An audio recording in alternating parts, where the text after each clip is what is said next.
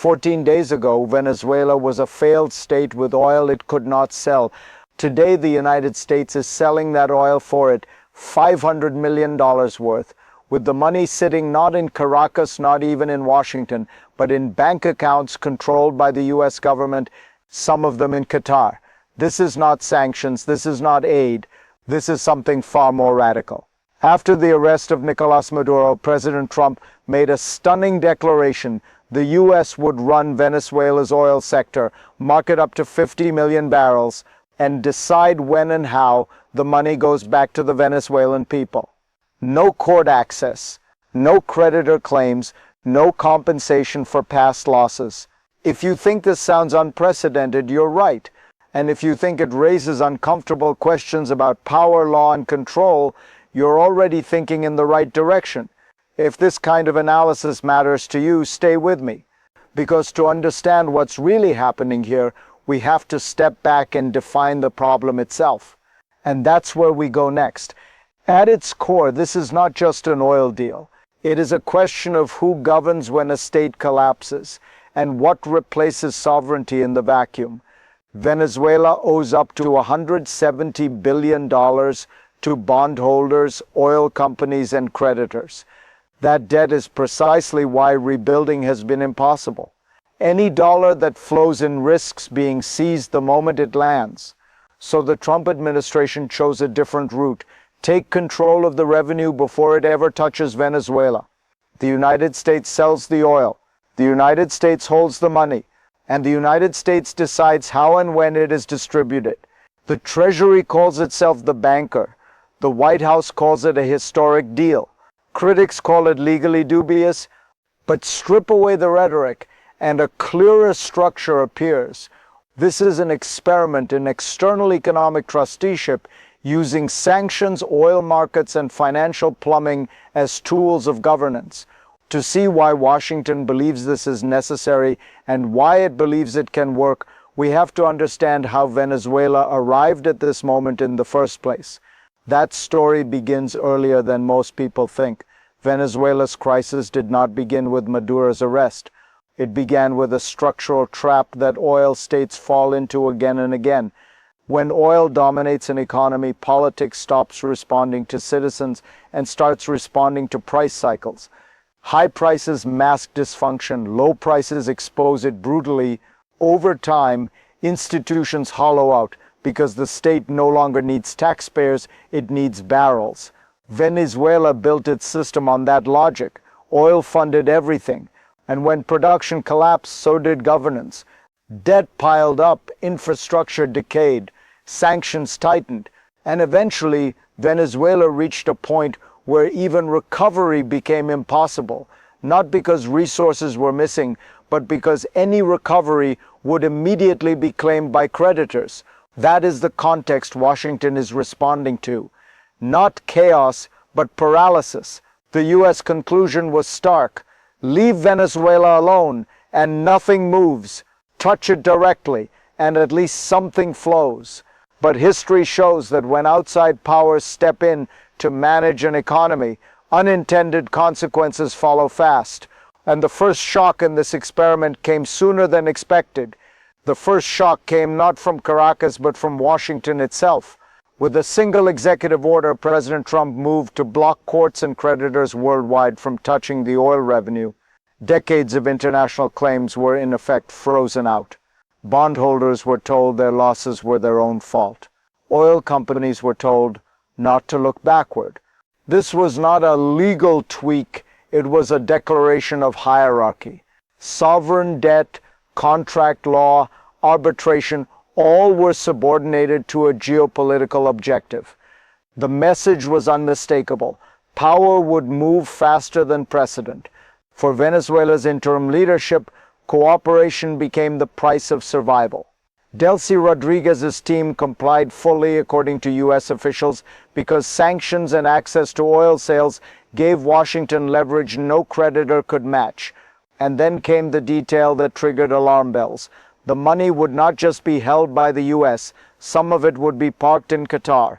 Not a war zone, not a failed state, a neutral financial crossroads, If this analysis helps you see the hidden mechanics of global power, follow closely, because that single decision reveals the true architecture of this system, and that architecture is where we go next.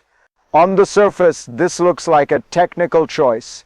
In reality, it is the system revealing itself. Qatar is not neutral by accident. It is neutral by design. Money can move there with US approval, outside the reach of aggressive creditors, and without the legal entanglements that would come with American banks. In other words, control without custody risk. The mechanism is simple but powerful. Oil is sold, revenue flows into accounts overseen by the US Treasury. Disbursements require political authorization, not market access. OFAC licenses every step. Sanctions become valves, not walls.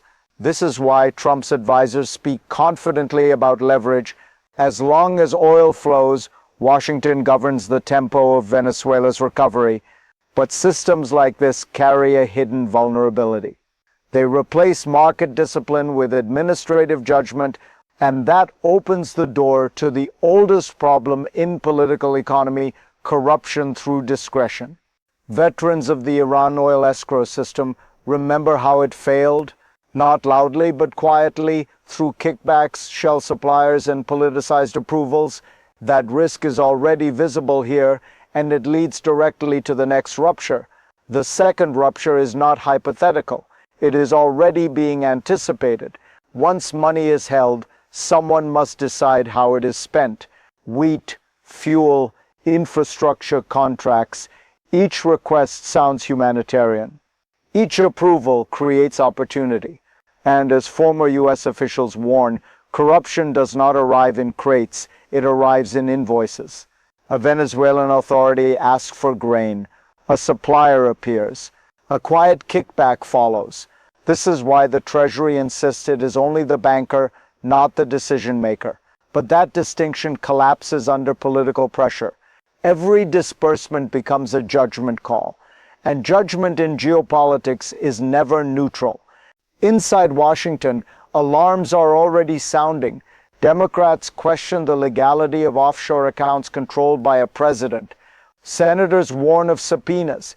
Banks see reputational risk and congressional scrutiny waiting on the other side of every transaction. What began as an energy solution is morphing into a constitutional stress test. And yet, despite the tension, the oil keeps flowing. Chevron believes production can rise, more deals are promised, momentum builds. But momentum for whom? To answer that, we have to leave Washington and Caracas and look at the people caught in between. For the Venezuelan people, this is not an abstract debate about sovereignty or escrow accounts. It is about whether relief finally reaches their lives or stalls in systems far away. If you are one of the millions who fled, the promise is seductive. Oil money, you are told, will come back to you. Aid without corruption. Support without intermediaries who steal the future before it arrives. But here is the uncomfortable truth. You do not control the timeline. You do not control the gatekeepers. Decisions about food, fuel, housing, and medicine are now made through layers of foreign approval. Each delay is procedural, each rejection is technical, and yet for you it feels personal. Power, when exercised from afar, always claims efficiency. What it rarely delivers is dignity. If this story resonates with you, if you believe economic policy should serve people, not just systems, this is the moment to stay engaged, to ask hard questions, to refuse apathy. Because what happens next will determine whether this experiment becomes a lifeline or another broken promise. And its consequences will not stop at Venezuela's borders. What Washington is testing in Venezuela is being watched far beyond Latin America.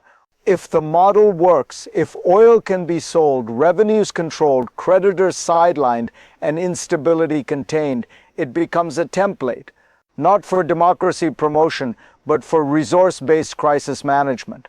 Other fragile states are paying attention. So are rivals. This approach blurs lines that once felt solid. Sanctions are no longer just punishment. They are infrastructure.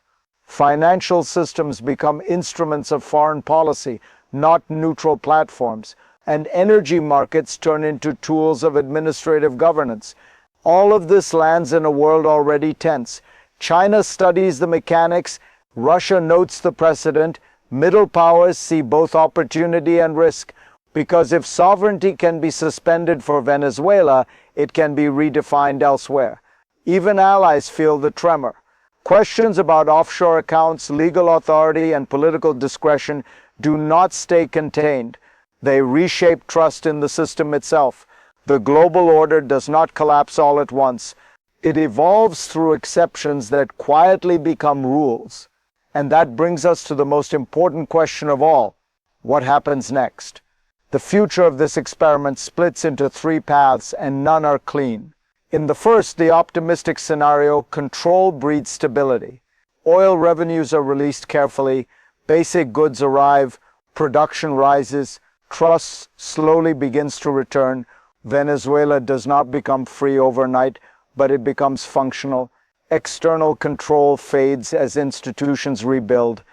In the second, the middle path, the system holds, but only technically. Money moves, but slowly. Politics in Washington interferes. Legal challenges pile up. Aid becomes transactional. Venezuela survives, but dependency deepens.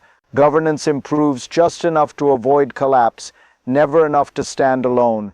And then there is the darkest path. Oversight fractures. Corruption seeps in. Congress intervenes. Banks retreat. Funds freeze. The experiment stalls, leaving Venezuela neither sovereign nor supported, trapped in limbo, managed but not healed. These are not predictions, they are system outcomes, and systems follow incentives, not intentions. The question is not whether the United States has power, it is whether power can substitute for legitimacy, and for how long. That answer will define the final chapter of the story. What is happening in Venezuela is not just about oil. It is about a world where power increasingly replaces permission. The United States did not ask to manage Venezuela's resources. It acted, it froze the past, it controlled the present, and it promised vaguely to shape the future.